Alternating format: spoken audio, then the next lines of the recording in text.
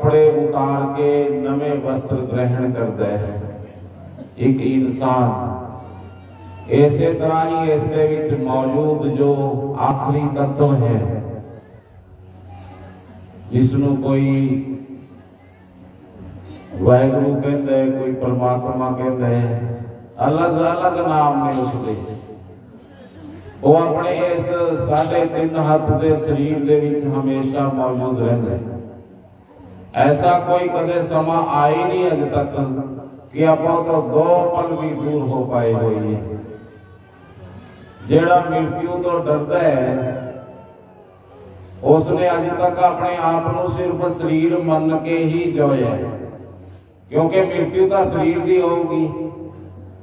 जिस आदमी को यह पता है कि शरीर नहीं हैगा, मैं तो शरीर के विच बैठा होया वह अमोघ और अविनाशी तत्व हाँ, जिसने ऐसे हजारों लखा जीवन भोगे ने, मृत्यु भी मेरे तक नहीं पहुंच पाई है, इस करके मैं मृत्यु तो पार भी प्रकट होया। मैं वो हाँ जिस दिन आदमी ने ख्यालों की उड़ारी जदों उस अज्ञात लोग बन जाऊगी, जदों आदमी को यह पता लग जाऊगा कि जिमें समंदर के कंढे दे उपर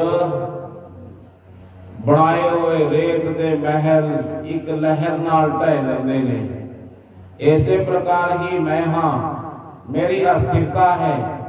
जदों मैं पैदा होया उदों बहुत लोग सी उन्हां दे विचों कुछ जा चुके ने, मेरे नाल खेडे हुए लोग अज है नहीं साथ। ये तो शुक्र है उस परमात्मा का कि मैं मौजूद हाँ। जे मैं ना हुंदा उन्होंने साथ ही उड़ारी लगती फिर मैं की करदा।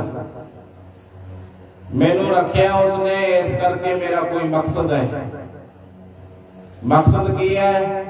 गुरु नानक देव जी कहते ने, अवर काज तेरे किसे ना काम, मिल साध संग भज केवल नाम।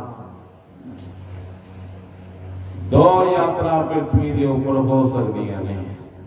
एक यात्रा है कौलू दी, दूसरी यात्रा कबीर दी है। कौलू जिंदे मरिया उसकी अखां दे विच भय सी, डर सी,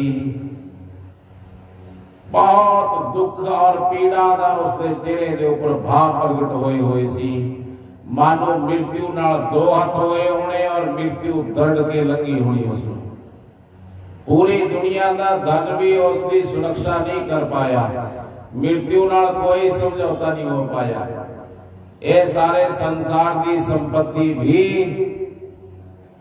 कौड़ी मृत्यु तो जो अपराध कीते सी छुड़वा नहीं सकिया। एक कबीर जी ने धन तो उन्होंने भी कमाया है, परंतु बाहर देख के नहीं कमाया। धन उन्होंने भी कमाया हुआ परंतु दिखाई नहीं दिता बाहर। जिदे कबीर जी मरे काशी के पास मगर गांव सी, कहते कबीर जी का शरीर भी नहीं थाया। समझते हो कि इकट्ठा करना जरूरी है। जे भय मृत्यु का तो समझ लो कि तैयारी नहीं है।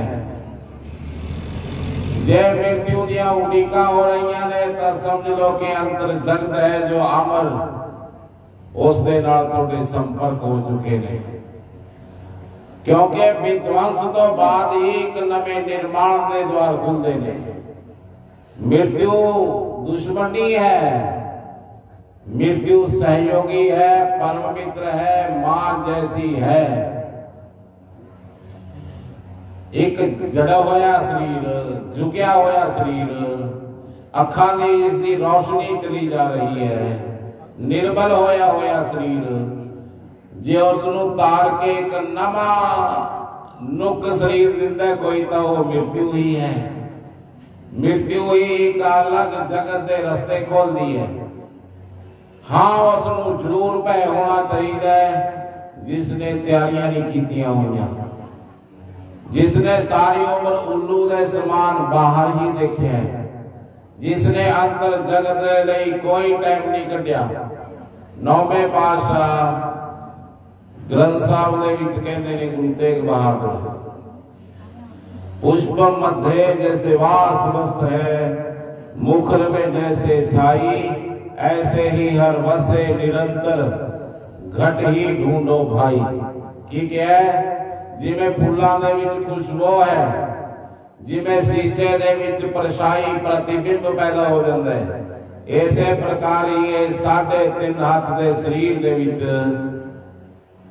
परमात्मा मौजूद है। तुसी ये देखो कि परमात्मा मौजूद है आदमी के पास, आपकी रोम रोम दे विच है, फिर भी आदमी भय च है, फिर भी डर च है, चिंता च है, दुखी और परेशान है। तय अर्थ है कि अंदर बैठे हुए रब दे नाल कोई मुलाकात नहीं हुई, ओदी कोई खबर नहीं खोजी। और यकीन मनियो ये पहले ही सिद्ध हो गया कि बाहर से तुसी कोई भी व्यवस्था नु अस्त व्यस्त होई नु सेट कर लो, परंतु अधूरापन, अशांति जो आदमी के अंदर बिना कारण तनाव है, उस तो मुक्ति उदों ही मिलूगी जदों आदमी अपने ही अंदर उतर जाऊगा। कबीर जी कहते हैं कि शब्द जो तिल माही तेल है, चकमक माही याद, तेरा साई तुझ में तू जाग सके तो जाग। ठीक है, जिमें तिलां दे हरेक भाग दे विच तेल है, जिमें चकमती लकड़ी दे विच अग्नि व्यापक है, ऐसे प्रकार ये शरीर दे विच मौजूद है। जागण मात्र दी लोड़ है अंदर, सुता पे अंदर आदमी मुही लगता तुरता फिरता, अंदर अखा उसने कदे खोलिए नहीं अपनिया, अंदर बैठण दे लई उसनू कोई पता नहीं है कि किवें संपर्क होणगे। आदमी डकिया पे अंधेरे दा जिथे परम प्रकाश की जरूरत है। तुसी देखो कि आदमी यही मर जाऊगा, आदमी यही मृत्यु को समर्पित हो जाऊगा, अधूरा ही तनाव से डकिया हुआ और शूद्र। बिल्कुल शूद्र का अर्थ नहीं है कि किसी जात को कहा गया, शूद्र कहा गया जिसने थोड़े एरिए को मेरा समझ रखे है। थोड़े एरिया का मतलब मेरी माँ, मेरे प्यो, मेरे चाचे ताई, ये वो एडा के एरिए च लकीर कट रखी है कि मेरा एरिया। परंतु विराट कौन है? विराट है जो सारी धरती को अपना समझता है, जो पूरे जगत हरेक हिस्से के ऊपर अपना अधिकार बनता है। इस करके किसी जात नाल संबंधित शूद्र शब्द का उपयोग नहीं है। आदमी की बुद्धि किन्नी विराट पंख लग चुके ने, इस गल नाल संबंधित है। मेरे कहने का अर्थ है आदमी जो परमात्मा दे लई ही प्रगट होया पृथ्वी ते, दूसरा कोई कारण दिखाई ही नहीं दिंदा और उसके अंदर लबालब रंग भरिया होया है। चारे दिशावां दे विच परमात्मा है। गीता च भगवान कृष्ण जी कहते ने, जो मां पश्यति सर्वत्र सर्वैव च मयि पश्यति, तस्य अहम न प्रणश्यामि सहज में न प्रणश्यति। की कह कहते मेरा भगत मैनू दसे दिशावां दे विच देखदा रहिंदा है और मैं भी दसे दिशावां दे विच उसनू देखदा रहना। 24 घंटे हर टाइम मैं ओदे दर्शन करता हूं, मेरे दर्शन करता है। ऐसा क्या नहीं करना कीते, ऐसा गवाह पढ़ के कबीर कहते ने, तू तू करता तू भया मुझ में रहा न हो, बारी तेरे नाम की जित देखूं तित तू, जित देखूं तित तू। जिथे भी देखता मैं तू ही तू नजर आना है। ये पता कदों हुई गल?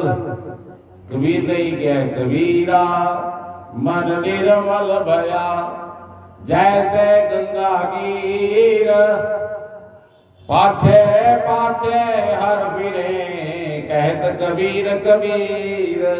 कदों रब वाले दड़े घूमन लग्या उसने ऐ नहीं है कि रब घूमता नहीं है, परंतु कदों उसदियां आभास रूपी अखां ने उसनूं अनुभूति कर ली कि परमात्मा डकिया पे सारे पासे आले दुआले आदमी दे। जदों उसदा मन निर्मल हो गया, हुण आदमी कहता भी मन निर्मल कर लो, परंतु होगा किवें? आदमी उधर किन्ना क प्रयत्नशील है। तुसी किसी बाबे लवे बग जाओ, सोनू कहूगा त्याग कर दो, त्यागो जिन्ना त्यागया जाता है, परंतु त्याग घटित किवें होगा? जे तुसी कोई छड्डोगे भी तां भी थोड़े छड्डण नाल कुछ नहीं छड्डिया जांदा। जे तुसी 2 लाख रुपया दे भी दिंदे हो किते दान दे विच, तां थोड़ियां पीढ़ियां याद रखदियां ने कि असीं दित्ता होया है, ਉਹ ਛੱਡਿਆ ਕਿੱਥੇ ਗਿਆ? ਯਕੀਨ ਮੰਨਿਓ, ਜਦੋਂ ਆਦਮੀ ਨੂੰ ਅੰਦਰੋਂ ਰੱਬ ਲੱਭ ਗਿਆ, ਉਹਦੇ 2 ਕੌੜੀਆਂ ਦੀ ਕੀਮਤ ਉਸਦੀਆਂ ਅੱਖਾਂ 'ਚ ਕੁਝ ਵੀ ਨਹੀਂ ਰਹਿਣੀ। ਫਿਰ ਆਪਣੇ ਆਪ ਹੀ ਛੁੱਟ ਗਿਆ, ਫਿਰ ਕੁਝ ਬਚਿਆ ਹੀ ਨਹੀਂ। ਜਦੋਂ ਕੀਮਤ ਹੀ ਨਹੀਂ ਕਿਸੇ ਗੱਲ ਦੀ ਬਚੀ ਬਾਹਰ, ਜਦੋਂ ਕੀਮਤ ਹੀ ਅੰਦਰ ਉਪਲਬਧ ਹੋਗੀ ਤਾਂ ਫਿਰ ਆਪਣੇ ਆਪ ਹੀ ਜਿਵੇਂ ਪੱਕਿਆ ਹੋਇਆ ਫਲ ਵ੍ਰਿਕਸ਼ ਨੂੰ ਛੱਡ ਦਿੰਦਾ ਹੈ, ऐसे प्रकार ये जीव इस संसार की चाका चौंध जो दिखाई देती है भ्रमित करने वाली, इसनूं छड्ड दिंदा है। छड्डण दा अर्थ ये नहीं कि वो सब कर छड्ड दिंदा है, छड्डण दा अर्थ है कि उसनूं मेरा मनना छड्ड दिंदा है। उसका उपयोग करता है संसाधना की तरह, स्वामी बन के उन्हां संसाधना का गुलाम नहीं फिर होंदा। यकीन मनियो, यह शरीर एडी बड़ी गल है कि जे आदमी ऐसे दे विचों खोज के कुछ लभ ले तां सीधे ब्रह्मंड नाल संपर्क हो सकदे ने। तुसीं ये देखो 5000 साल तो पहला भी अपने ऋषियां ने सूर्य, चंद्रमा, मंगल, बुध, बृहस्पति, शुक्र, शनि, राहु, केतु ਇਹ सब ग्रहां ਨੂੰ खोज लिया सी। आकाश मंडल दे विच खोजा ही नहीं, उन्हां दी गति कितनी है, किन्ना घूमदे ने हो, और सूर्य तो शनि दी कितनी दूरी है, बुध किन्ना दूर है। तुसीं ये देखो कि अंतर जगत दे विच जदों अखां खुलदियां ने तां पूरे ब्रह्मंड का ज्ञान हो जाता है बैठे बैठे आदमी। जो ही ब्रह्मंडे सोई पिंडे, जो खोजे सो पावे। एक गल सोचने वाली है, अपनी सारियां दी लगभग 40 साल के लवे लानी उम्र हो चुकी है।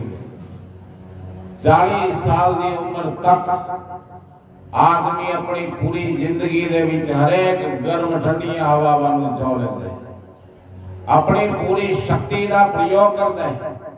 हरेक आदमी ने 40 साल तक अपने लक्ष्य नूं छूण वास्ते अड्डियां का जोर लगा रखा होगा, परंतु हासिल की हुंदा है? हासिल कुछ भी नहीं।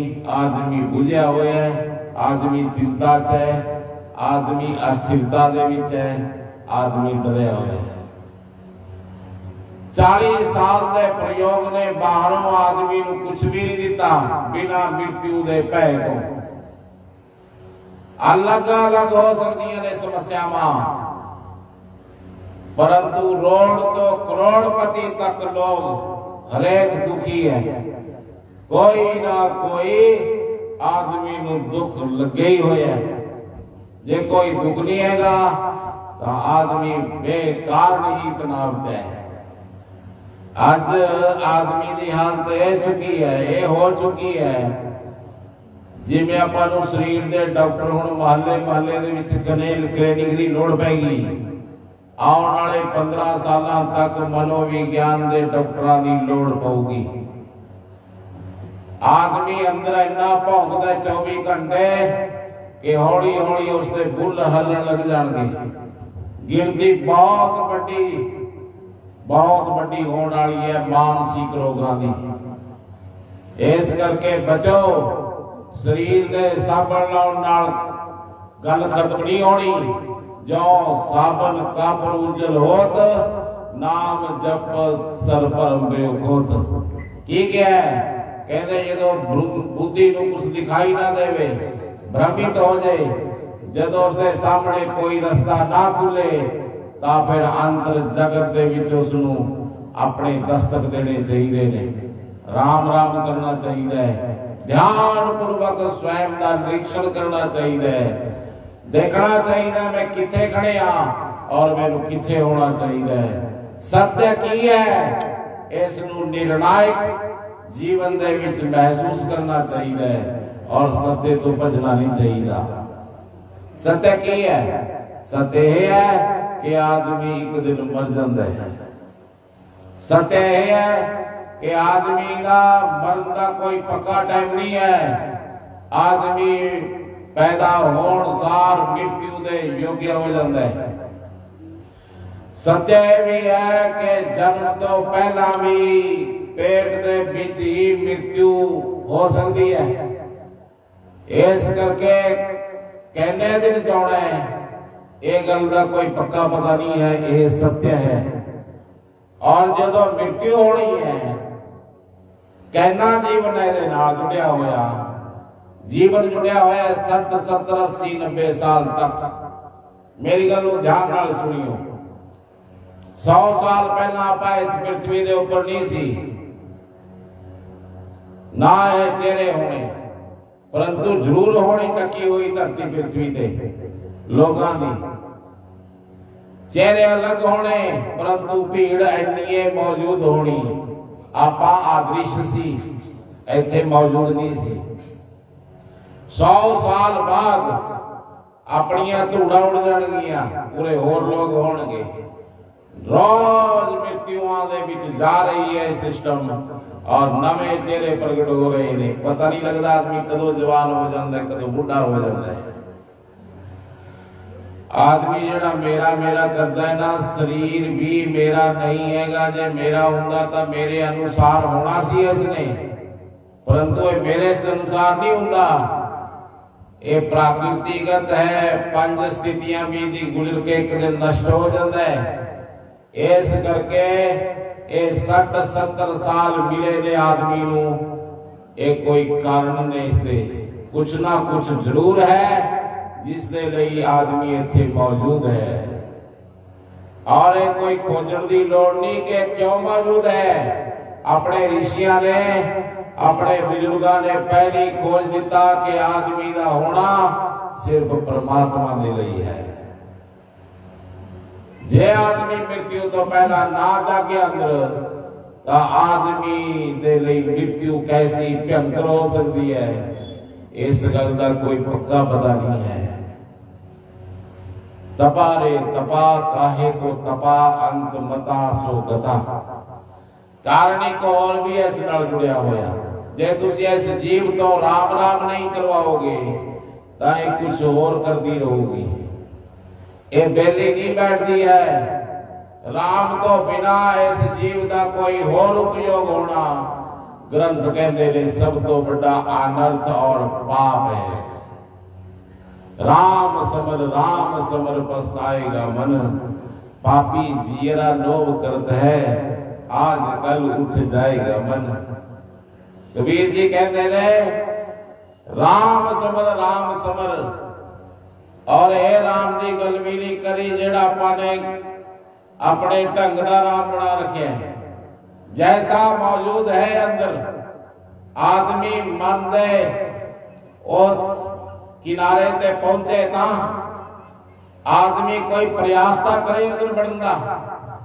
यह नहीं है कि रब मिल जाऊगा, परंतु यह जरूर पूछा जाऊगा कि तुसी रब नू मिलन दे प्रयास कीते या नहीं कीते, और उन्हां प्रयासां दे विच थोड़े संकल्प च किन्नी की जान सी, या तुसी लोकां दे देखे दिखाए ही, या फिर नरकां तो डरते हुए, या फिर कुछ मंग रख रखी है इस करके माला पड़ रखी है। कारण की सी राम राम कहने का, ये भी उत्थे देखा जाऊगा। हुण आप प्रार्थना करते माइयो, करते नहीं है मंदिर जाके, परंतु तुसी सोचो थोड़ा जा, जो तुसी रोज कहने हो प्रार्थना से, कि वो प्रार्थना है। जे उस शब्दां नूं जिहड़ा तुसीं कहने हो जे उन्होंने दोहराया जाए उहदे विच प्रार्थना जैसा कुछ भी नहीं है। आपां सिर्फ मंगदे आ उत्थे जाके कहने 20 25 50 शब्द हरेक माता दे याद ने। हरेक माता दे किते जावे जिथे उन्हें धार्मिक स्थान ते जाना है ओहदे एक डायलॉग याद ने अंदरों वही प्रगट होंदे ने। दुध मुक्त बख्शी घर दे विच सुख शांति बख्शी तेरी कृपा बनी रहे। कुछ आदमी दे अड़े हुए मसले होंदे ने ओ भी चिंगाड़ा मार मार के उत्थे पुकारदे पूरे हो जाण। परंतु इस दे विच प्रार्थना किहड़ी होगी? प्रार्थना दा अर्थ की है? प्रार्थना दा अर्थ जे 2 डायलॉगां दे विच कही जावे गल तां यह है कि जो थोड़े पास है, जो थोड़े पास है थोनू इस गल दा अनुभव होवे कि मैं इसके योग्य नहीं हैगा, मैं अजे कुछ भी नहीं करया कि मैं इन्ना सुविधा लैस होवां। जदों आपां अंदर झाती मारदे अपने तां आपां सब तो बड़े बेईमान और सब तो बड़े नकारा अंदर बैठे हुए हैं। ना किसी ते श्रद्धा है, ना विश्वास है, ना संकल्प है, ना रोड मैप है, ना मृत्यु तो पहला कोई इंतजाम है और ना ही कोई प्यास है अंदर जगत दे विच। कोई प्यास नहीं आदमी के पास। आदमी वही बेतुका रब रब करदा है। प्यासे लोग रब रब कहंदे नहीं, रब दी याद दे विच हर रोज शाम को बैठ के अखां जो टप टप अथरू घेरदे ने। अपनी प्रार्थना की है, अपनी मंगा ने, परंतु ग्रंथ कहंदे ने कहंदे जो थोड़े पास नहीं हैगा उसनू मंगना ही आधार्मिकता है। क्योंकि बिना मंगे ही इन्ना कुछ दे रखा परमात्मा ने कि होर दी अभिलाषा करना ही बेईमानी है। मां नू किते कहना पैंदा भी कुछ दे दे, मां सारियां सुविधा लैस रखदी अपने बच्चे नू जिन्नियां को उसनू जरूरतां दी लोड़ हुंदी है। जे बच्चा वधिया योग्यता सिद्ध करता है तो वधिया संसाधन लुटी जाते आले दुआले। जे बच्चा नलायक है तो उस तो परहेज कर लिया जाता साधना तो। मेरे कहने का अर्थ है जेड़ी अपना प्रार्थना ये वासना युक्त है, एदे विच मंग है, एदे विच कोई ऐसा परमात्मा चाहिए जो थोड़े नाल खड़ जे और थोड़ियां सारियां मंगा पूरियां कर दे। जे कोई ऐसा नहीं हैगा तो तुसी उसनू रब नहीं मनदे। परंतु ये किथे लिखा है कि जो तुसी मंग लो उसनू मिल जाए। धर्म का अर्थ है कि थोड़े जीवन च मंग बचे ही ना, थोड़ा जीवन शहनशाह जैसा मंग पैदा हो जाए। तुसी अंदरों विराट हो जो पूरी सृष्टि थोड़ा हिस्सा हो जाए, थोड़ी मंग का कोई अर्थ ना रहे। रविदास के सामने एक संत ने आके उसनू पार्स दे दिता, लो महाराज ये पार्स ले जाओ, ये पार्स तुसी अपना बरत लो क्योंकि झोपड़ी गिरन वाली है थोड़ी। लोहे ते ला दोगे तो सोना बन जाऊगा, कीमत बन जाऊगी, उसनू बेच के वधिया घर पा लियो। कबीर ने क्या उत्थे रख दे जिदे लोड़ पई बरत लांगे। 6 महीने तो बाद संत आया, कहते कवि रविदास उस अवस्था च बैठे सी, ओही झोपड़ी, ओही तेड़ा पाटियां हुई, ओही कंडे लगाए हुए, आले दाले बाउंड्री बनाई हुई कुत्ता बिल्ला पड़न तो बचने वास्ते। संत आश्चर्यचकित होए, उन्होंने कहा बाबा ते पार्स का प्रयोग करया नहीं है। रविदास की गल सुन के तुम समझियो धर्म की है। रविदास कह रहे ने हाँ हाँ मैनू पता है ते उत्थे पार्स रखा हुआ है, परंतु मैं बरतना सी, मैनू लोड़े नहीं पई, उसकी लोड़े नहीं पई पार्स दी। अंदरों ऐना संतुष्टि हो जाए आदमी के अंदर, संपूर्ण संतुष्टि भालदा रब। जिदे तुसी ये हासिल कर लिया तो फिर बोलिया रब तेरे तो बख नहीं, तेरी देखने वाली अख नहीं, वो स्थितियां प्रगट हो जाती है।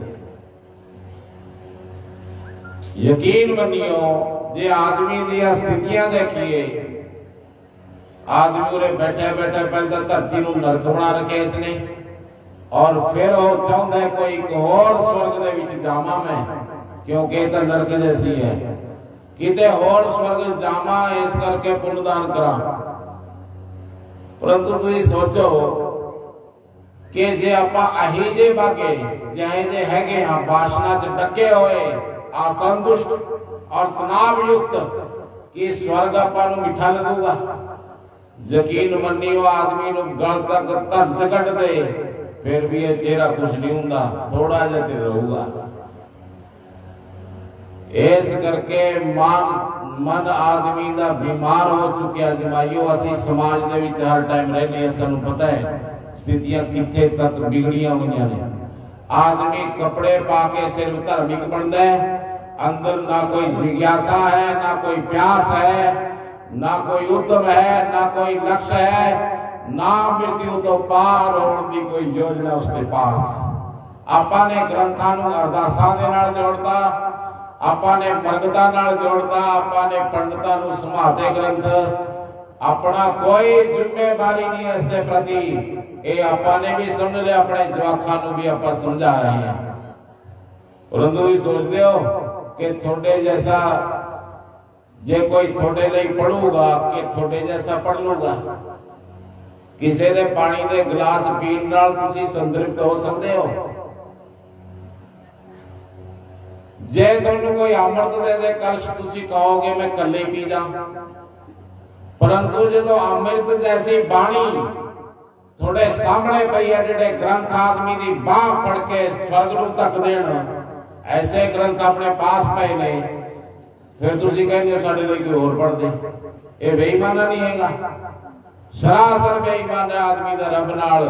उहनूं ऐ भी कोई गठ बन के मेरी झोली च पा दे रब, मैनूं कुछ करना ना पवे, ना मैं बेईमाना छड्डा, ना चोरी छड्डा, ना ठगी छड्डा, जिहा जाएगा वही जी ठीक हाँ, परंतु मैनूं कोई होरे दे दे कुछ। ये जायज गल नहीं है आदमी दी। आदमी नूं अपनियां बीमारियां वल देखना पऊगा। संपूर्ण स्वस्थ हो जाऊगा जदों तां सामने रब आ जांदा है प्रत्यक्ष। पता की कहंदे ने गुरु नानक देव जी, जौं जल में जल आए खटाना, त्यों ज्योति संग ज्योत समाना, मिट गए गवन पए विश्रामा, नानक प्रभु के सदा गुरबाना। की कहंदे ने जिवें जल च जल मिल जांदा है, तुसी जल च कुछ होर नहीं मिला सकते। जल ही है, बूंद गेर दो सागर दे विच तां बूंद नहीं रहिंदी, सागर ही हो सकती है। जे तेल दी बूंद गेर दोगे वो सागर नहीं हुंदी। हौली हौली छल्ला राही तरंगा राही समुद्र उसनूं किनारियां ते तक दूगा, झक बना दूगा उसकी, अपने च नहीं मिला सकता। मिलूगा कि शुद्ध जल। जोत 2 होण 4 होण 10 होण, जे तुसीं इन्हां नूं एक जगह ते रख दोगे तां 10 नहीं बचदियां, इक्को ही हो जांदी है। इस करके गुरु नानक देव जी कहंदे ने अंदर मिलन हुंदा है आदमी दे चिंतन दा, और अंदर जो विराजमान सत्ता है,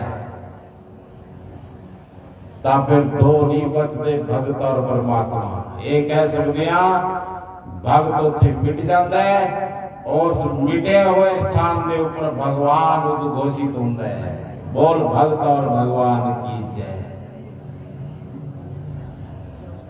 आपां सिर्फ झुंड बना रखे ने, आपां सिर्फ धर्म पीछे लड़ाइयां करते हैं, आपां बाहर बदलाव करना चाहते हैं, परंतु यह धर्म नहीं है। धर्म तो वो है जो आपां शिक्षावां लेके अपने अंदर बढ़िए।